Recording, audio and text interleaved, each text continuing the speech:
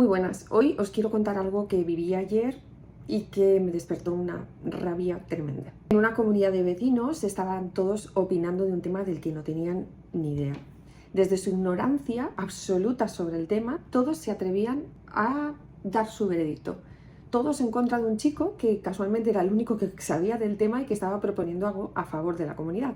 Pero como el presidente no estaba de acuerdo con la propuesta de este chico por un tema de egos y de intereses personales, el resto de vecinos, por colegueo, por miedo a dejar de pertenecer, a tener luego discordia con el presidente, pues todos le daban la razón en contra de sus propios intereses, humillando el trabajo de la única persona que verdaderamente estaba mirando por los intereses del edificio.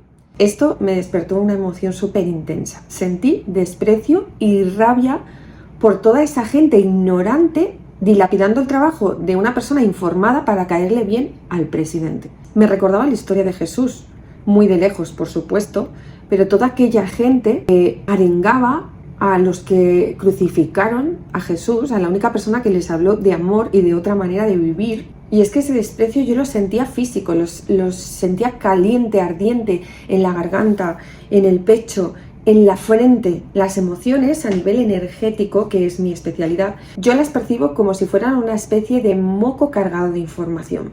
Una mucosidad densa que se genera alrededor del sistema nervioso central y que se adhiere a él, transmitiendo información vibracional y de temperatura. Es como una especie de medusa gelatinosa que produce descargas eléctricas con el contacto. Así percibo las emociones. El sistema nervioso responde a esa información y pone en alerta a todo el organismo. Al principio, cuando se genera la emoción, es más ligera y te puedes desprender de ella con más facilidad. Justo como lo hice yo ayer al llegar a casa, que luego os voy a contar lo que hice y lo que pasó. Pero si no la atiendes en el momento, si dejas que se instale, se pega a tu sistema nervioso manteniéndolo en alerta todo el tiempo, enviando señales de respuesta a una amenaza que ya no existe, que ya pasó. Y se va solidificando, volviéndose densa y cada vez más difícil de resolver. Y ahora os cuento, yo cuando me quedé sola y fui a casa después de la reunión con todos los vecinos, observé esa emoción. Me costaba hacerle frente porque era un desprecio literal muy intenso y no me gusta sentir algo así por los demás.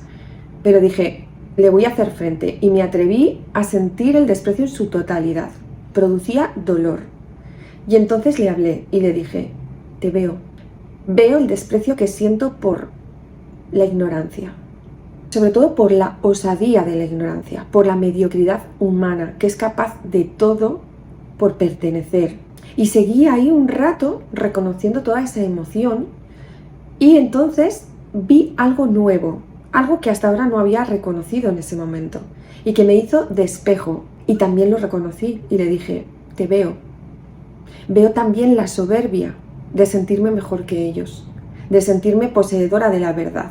Veo el calor de la impotencia porque no puedo hacer nada, porque mi voto no tiene fuerza ante el voto de la mayoría.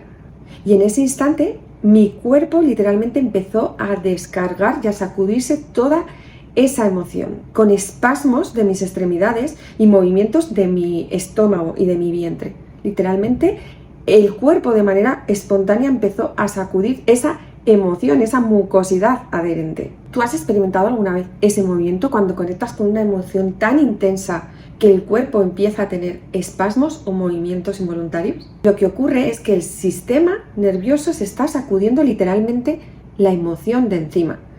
Yo vi como esa mucosidad emocional que me había rellenado por dentro se iba disolviendo y saliendo de mi organismo como un humo que se aleja con el viento. Cuando se fue el calor y el fuego de la emoción, imaginé a todos mis vecinos frente a mí y les dediqué unas palabras. Y les dije, os dejo con vuestra responsabilidad.